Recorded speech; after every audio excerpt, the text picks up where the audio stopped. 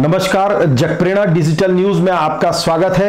सबसे पहले पेश है आज का सुविचार और इसी के साथ पेश है बालाघाट न्यूज बुलेटिन में आज की प्रमुख खबरें। नमस्कार, आज का सुविचार, देने के लिए दान, लेने के लिए ज्ञान और त्यागने के लिए अभिमान, यह तीनों जीवन के लिए बहुत आवश्यक हैं। धन्यवाद। बालाघाट में रेत उत्खनन को लेकर पंजीकृत ठेकेदारों और अवैध उत्खनन करने वालों के बीच में छिड़ी जंग।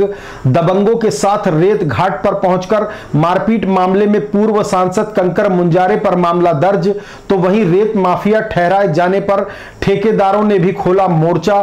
ठेकेदार एवं समाजसेवी राजेश पाठक, संजय सिंह कछवाहा सहित समस्त ठेकेदारों ने अवैध वसूली के लिए दबाव बनाने का भी लगाया आरोप। बालाघाट जिले के रामपायली थाना अंतर्गत सीवन घाट में शराबी कार चालक जा घुसा किराना दुकान में।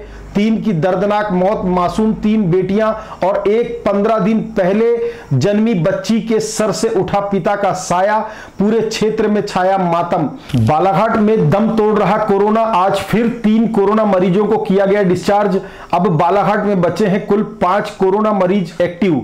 अब खबरें विस्तार से। बालाघाट जिले में रेत उत्खनन को लेकर 2 पक्षों में जंग बढ़ती चली जा रही है, जिसमें मामला अब मारपीट तक भी पहुंच चुका है और इस मामले में पूर्व सांसद कंकर मुंजारे सहित 3 नामजद और 8 अन्य अज्ञात लोगों पर खैरलांजी पुलिस ने मामला दर्ज कर लिया है।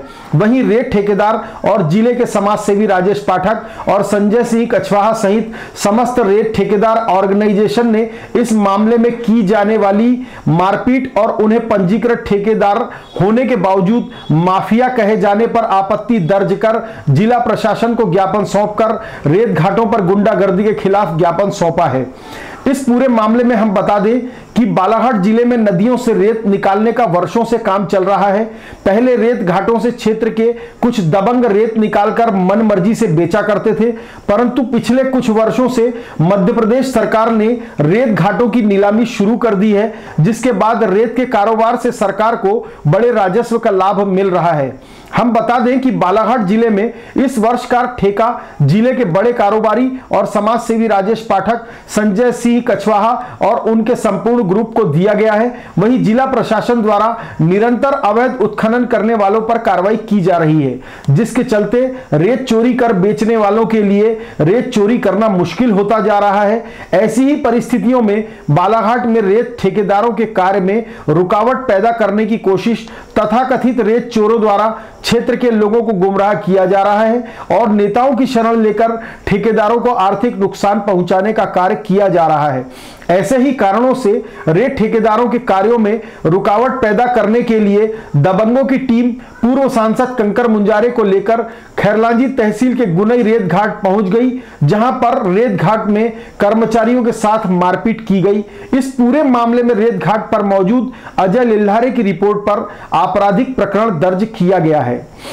घटनाक्रम के बाद राजेश पाठक, संजय सिंह कछवाहा सहित समस्त रेत ठेकेदारों ने मिलकर जहां जिला प्रशासन को ज्ञापन सौंपा, वहीं प्रेस कॉन्फ्रेंस में पूर्व सांसद कंकर मुंजारे के रवैये पर आपत्ति दर्ज करते हुए कार्रवाई की भी मांग की है। आइए देखते हैं प्रेस कॉन्फ्रेंस में श्री पाठक एवं कछवाहा ने क्या दी जानकारी। जनता को भरवा रहे हैं, गांव में जाके बोला जा रहा है कि ये तुम्हारे गांव की रेत चोर रहे हैं। माइनिंग के बारे में उनको भ्रम फैलाया जा रहा है, जबकि माइनिंग का ये नियम है कि कोई पंचायत हो, लेकिन जो भी वहां मिनरल मिलेगा वो शासन का है, शासन उसको नीलाम कर सकती है। हमने 40 करोड़ की बकायदा रॉयल्टी देके ली है। ये भ्रम फैलाया जा रहा है। अभी हम बहुत जल्द, 3 साल पहले भी हमने एक प्रेस कॉन्फ्रेंस लिए थे, अब हम बहुत जल्दी एक रेत सप्लाई के केंद्र भी बालाघाट और वाराणसी में खोल दे रहे हैं, जिसमें ऑनलाइन रेत जिसको भी ऑर्डर चाहिए हम उसको उसके घर में पहुंचा के 1800 या 2000 जो भी रेट हो जाएगा, मैक्सिमम 2000 उसमें पहुंचा के देंगे। ये पूरी रेत के बहानेबाजी हो रही है। तमाम फोन आते हैं कि हमारा क्या। अब ये बताइए, शासन को 40 लाख देने के बाद हमको हमारा क्या, इनको भी देना है क्या? 40 करोड़ देने के बाद ये हमको शासन प्रशासन बता दे। यदि शासन, हम बोलते हैं कि शासन को हमने खरीद लिया है, शासन यदि बैठ के नीलामी कर रहा है तो शासन हमारा गार्जियन है, उसकी मजबूरी है वो हमको सपोर्ट करे, क्योंकि हम उसको रेवेन्यू दे रहे हैं। आज बहुत हल्ला इसी टाइप से शराब में मचाया जा रहा था। हम बोल रहे तमाम जो हल्ला कर रहे हैं आज 1 महीने से शराब के ठेके क्यों नहीं ले लेते? हमने तो छोड़ दिए। हमको माफिया बोल रहे तो वो लोग ले ले। भाई लेना कुछ नहीं है, नाच आ नहीं रहा है और आंगनी टेढ़ा करके भग जाना है। और जैसे ही उन पे अटैक आएगा तो शासन चोर हो गया। जब तक उनकी चोरी चल रही तो सब कुछ है। ये 1 साल से कौन सी गुफा में बैठे हुए थे? 6 साल से चोरी चल रही है। पूरी समाधि कर रहे हैं। क्या उनको नहीं मालूम है भटेरा में रेत नहीं आ रही थी? सब जगहों से चोरी, कमलापुर से चोरी, हर जगहों के चोरों के नेता हो गए ये लोग, और इनको कोई पावर नहीं है। हमने आज कलेक्टर साहब को भी ज्ञापन दिया है, एसपी साहब को ज्ञापन दिया है कि हम लोग लीगल काम कर रहे हैं, आप हमारा प्रोटेक्शन करिए। यदि ये डायरेक्ट आके लट्ठे डंडे मार रहे हैं, लठ मार रहे हैं, इनके पूरे गुनई घाट के कल निकाल लीजिए कि इनके साथ कितने लोग आए थे और जिनके ऊपर 50-50, 60-60 केस है। हमको वाराणसी हो या कहीं के भी हो, ऐसे लोगों से कोई सर्टिफिकेट की जरूरत नहीं है जिनके ऊपर 60-60, 62-62 केस है। हमारा ही कहना है हम अपना काम कर रहे हैं, हमारा कहीं से गलत हो रहा है तो उसको शासन देख ले। अब इसके बावजूद 30 साल से आप लोग हमको जान रहे हो, समझ रहे हो, आज तक हमने कभी कोई अनलीगल काम किया नहीं है। आज तक किसी थाने में हमारे खिलाफ कोई FIR हुई नहीं है। ऐसा कोई काम हम कभी किए नहीं। 1000%, 100% लीगल काम जो होता है वही हम करने का प्रयास करते हैं। इसके बावजूद लगातार ब्लैकमेल करने का प्रयास किया जाए, दबाव बनाने का प्रयास किया जाए, घाटों में जाके गुंडागर्दी करने का प्रयास किया जाए, तो शासन और प्रशासन को इसीलिए आज हमने ज्ञापन दिया है कि अगर शासन और प्रशासन जिसके संरक्षण में हमने 6 करोड़ के घाट 35 करोड़ के लिए और रजिस्ट्री और सारे खर्चे मिला के 40 करोड़ दे रहे हैं शासन को, अगर शासन प्रशासन हमको इन गुंडों से संरक्षण नहीं देगा तो जिस तरह से शराब की दुकानें हमने सरेंडर कर दी है, हम रेत के घाट भी सरेंडर कर देंगे। ये मांग हमने आज कलेक्टर साहब, एसपी साहब और सभी अधिकारियों से की है और ऊपर भोपाल तक इसकी सूचनाएं हमने सबको भिजवाई है कि हमको संरक्षण दिया जाए। हम लीगल काम कर रहे हैं, रॉयल्टी पटा रहे हैं। हम आज आपके सामने घोषणा करते हैं कि एक भी ट्रैक्टर, एक भी डंपर बिना रॉयल्टी का कहीं पकड़ा जाए तो ट्रैक्टर के खिलाफ 379 लगाया जाए और डंपर को राजसात किया जाए। पानी सर के ऊपर आ गया है, तब हमको आपके बीच अपनी बातों को रखना पड़ा। और एक्चुअल में ये लड़ाई रेत चोरों और लीगल काम करने के बीच में है। जो रेत चोरी कर रहे हैं उनकी सरदारी करने का काम ये कर रहे हैं और हम लोग लीगल काम कर रहे हैं, ताकि उनका प्रभावित हो रहा है। जो रेत चोरी 6 साल से चल रही थी पूरे जिले में, 100-100, 200, 150-150 डंपर यहाँ चोरी के चल रहे थे, 1000-2000 ट्रैक्टर चोरी के चल रहे थे पिछले 6 साल से। शासन को 1 रुपए की रॉयल्टी नहीं मिल रही थी। वो सारे लोग इकट्ठे होकर शासन के राजस्व का नुकसान पहुंचाने के लिए हम पर तरह तरह के दबाव बनाकर इस तरह की नेतागिरी कर रहे हैं, गुंडागर्दी कर रहे हैं। ऐसे लोगों के खिलाफ शासन से हम मांग करते हैं कि सख्त से सख्त कार्रवाई की जाए, अन्यथा मजबूर होकर हमें रेत के घाट सरेंडर करने पड़ेंगे, जिसकी जवाबदेही शासन और प्रशासन की होगी। एक और चीज आ रही है, जैसे कि आप लोग को मालूम है, प्रदेश स्तर की भी बात हो जाए, अभी तक पूरे पिछले साल तक अपने जिले में का एक सौभाग्य ही था कि वाराणसी से ही जो विधायक है माननीय गुड्डा भैया, इन्होंने माइनिंग की पॉलिसी बनाई है। पूरे प्रदेश से 240 करोड़ रुपए एक साल में मिलता था, जो अब नई इसमें 1400 करोड़ रुपए हो गया है। इसका मतलब है यदि जब राजस्व बढ़ रहा है तो चोरी कहाँ हुई? और एक भ्रम फैलाया जा रहा है, आप लोग ने भी पूरी पॉलिसी पढ़ा होगा, केवल नर्मदा जी को छोड़ के पूरे प्रदेश में मशीन अलाउ की गई है माइनिंग द्वारा। क्योंकि जो प्रैक्टिकल प्रॉब्लम होती है कि 10 चक्का या बड़ा जो हाईवा होता है उसकी हाइट तक लेबर नहीं पहुंच पाता है, इसलिए उसको मशीन अलाउ किया है। और दूसरी बात ये रास्ता के लिए तो हमेशा अलाउ रहता है। और एक प्रैक्टिकल प्रॉब्लम है कि यदि रेम रास्ता बनाना है तो आप 100 लेबर को भी वहां कुदवा दोगे तो रेम नहीं बन सकती, वो मशीन से ही बन सकती है। इस व्यक्तिगत जो प्रॉब्लम थी वहां पे, व्यवहारिक प्रॉब्लम, उसको देखते हुए केवल नर्मदा जी में, क्योंकि वहां पे लेबर मिल जाते हैं, अपने इधर कहीं पे प्रॉब्लम जाती है, इतनी नदी में डेप्थ नहीं है, तो नर्मदा जी को छोड़ के सभी नदियों में परमिशन के साथ मशीन अलाउ की गई है। हमने भी 20 तारीख को मशीन का परमिशन लिया रेम बनाने के लिए। अब उसको तुम जबरदस्ती भरवा के, जो इवन उसमें गाड़ी भरने का भी परमिशन है। माइनिंग पॉलिसी को यदि पूरा पढ़ेंगे, और पूरे प्रदेश में यह है कि सब जगह लोगों ने स्वीकार कर लिया, लेकिन हमारे जिले में यह है कि पब्लिक को बेवकूफ बनाना है बस। महंगी रेत मिल रही, महंगी रेत मिल रही। आप यहाँ से तुमसर चल जाओ, भंडारा चल जाओ, सिवनी चले जाओ, मंडला चले जाओ, कहीं पे भी 4000 रुपए से नीचे ट्रैक्टर मिल रहा होगा। हमारा खुला चैलेंज है कि 25 लाख रुपए हम दे देंगे यदि बालाघाट से सस्ती रेत पूरे देश में कहीं दे दोगे आप। लीगल रेट की बात कर रहा हूँ मैं। 1200 रुपए रॉयल्टी के साथ हम 1800 2000 में छोड़ दे रहे हैं। आप जनता में भ्रम क्यों फैला रहे हो?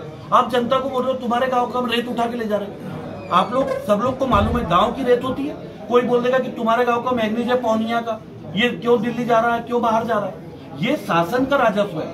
शासन पब्लिक को फैला रहे हैं कि तुम इसको मत जाओ, शासन के राजस्व से तुमको मतलब नहीं है। हमने वो चंद्रपुर टुइया पार में हमारा घाट चल रहा है, मैं पूरे गांव वालों के बीच में बैठा, वहां उनको नहीं बोले हम नहीं ले जाने देंगे। हमको कंकर मुजारे जी ने बोला है कि तुम्हारे गांव की रेत नहीं जाना चाहिए, ये तुम्हारे गांव की, तुम्हारे काम की है। मैंने पूछा ये एक डंपर निकला, इससे शासन को 4000 रुपए मिल रहा है।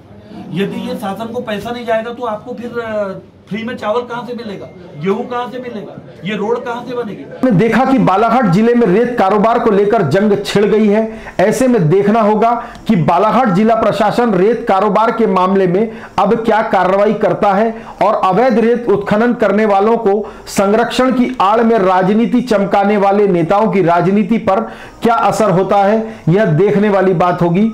बढ़ते हैं अगली खबर की ओर। बालाघाट जिले के रामपायली थाना अंतर्गत सीवन घाट में शराबी कार चालक जा घुसा किराना दुकान में 3 की दर्दनाक मौत। मासूम 3 बेटियों और एक 15 दिन पहले जन्मी बच्ची के सर से उठा पिता का साया, पूरे क्षेत्र में छाया मातम। वारासिवनी से आनंद वर्मा की रिपोर्ट। बालाघाट जिले के रामपायली थाना अंतर्गत ग्राम सीवन घाट में शुक्रवार 26 जून की रात में लगभग 8:30 बजे एक कार शराबी कार चालक की लापरवाही से किराना दुकान के सीमेंट के पिल्लर को तोड़ते हुए धड़ाधड़ तेज गति से घुस गई, जिससे कि 2 युवक और किराना दुकानदार की दर्दनाक मौत हो गई। इस घटनाक्रम में कुलदीप पिता प्रताप कल्यारे उम्र 22 वर्ष, ग्राम सीवन घाट निवासी अशोक पिता बाजीराम दांद्रे उम्र 32 वर्ष और मानिक पिता रंगलाल दांद्रे उम्र 35 वर्ष की मौत हो गई, जिसके कारण पूरे गांव में मातम छा गया है।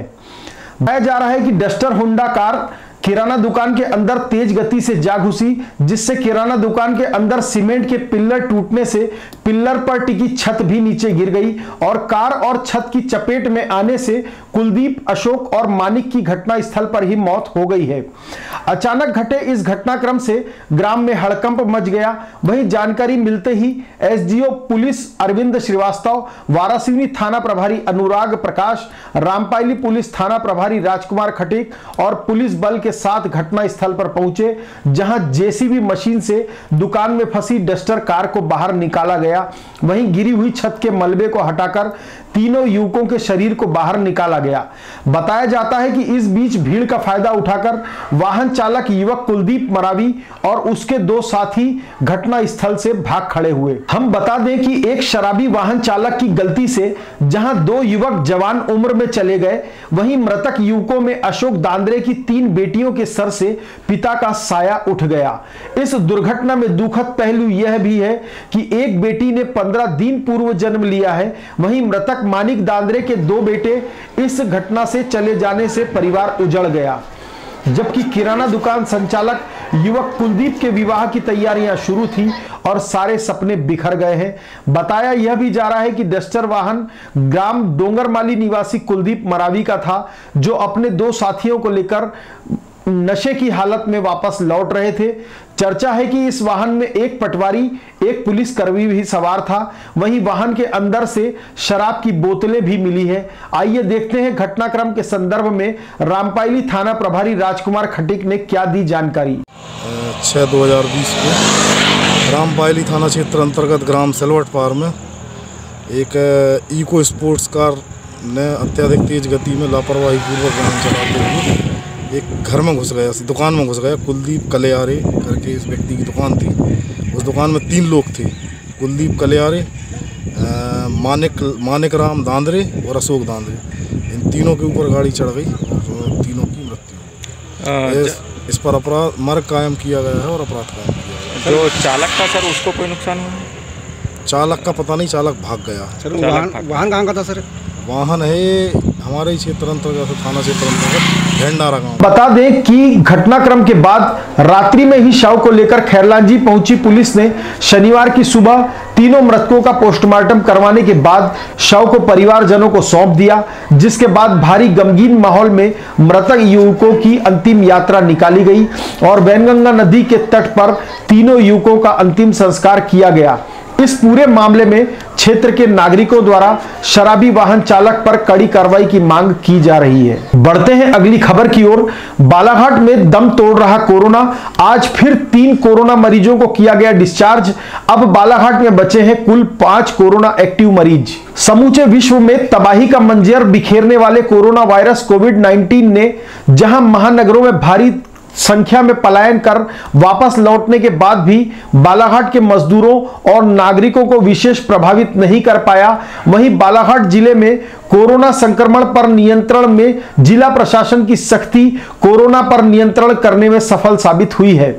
मुख्य चिकित्सा एवं स्वास्थ्य अधिकारी डॉक्टर मनोज पांडे से प्राप्त जानकारी के अनुसार dedicated Covid health care centre Gaykhuri Balaghat में उपचार के लिए भर्ती 8 कोरोना पॉजिटिव मरीजों में से 3 मरीजों के ठीक होने पर उन्हें आज 27 जून 2020 को डिस्चार्ज कर दिया गया है।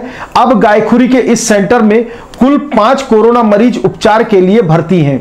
इस प्रकार बालाघाट जिले में कोरोना पॉजिटिव पाए गए कुल 20 मरीजों में से 15 मरीज ठीक होकर अपने घर जा चुके हैं और 5 मरीज उपचार के लिए भर्ती हैं, जिससे कि माना जा सकता है कि पूरी दुनिया में तबाही मचाने वाले कोरोना वायरस को बालाघाट की आबोहवा और बुलंद इच्छा शक्ति ने घुटने टिकवा दिए हैं। आज जिन 3 मरीजों को डिस्चार्ज किया गया है उसमें परसवाड़ा के 2 और गजपुर पांजरा का 1 मरीज शामिल है।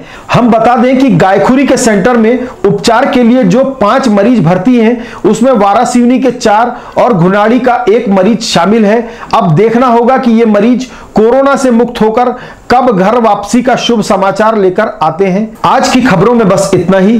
प्रतिदिन जगप्रेरणा डिजिटल न्यूज पर प्रसारित बालाघाट न्यूज बुलेटिन में देखें रात 10:30 बजे सभी प्रमुख खबरें। जगप्रेरणा की खबरें अपलोड करते ही आपको तुरंत आपके मोबाइल पर मिले, इसके लिए जगप्रेरणा को सब्सक्राइब करना ना भूलें। जय हिंद, जय भारत।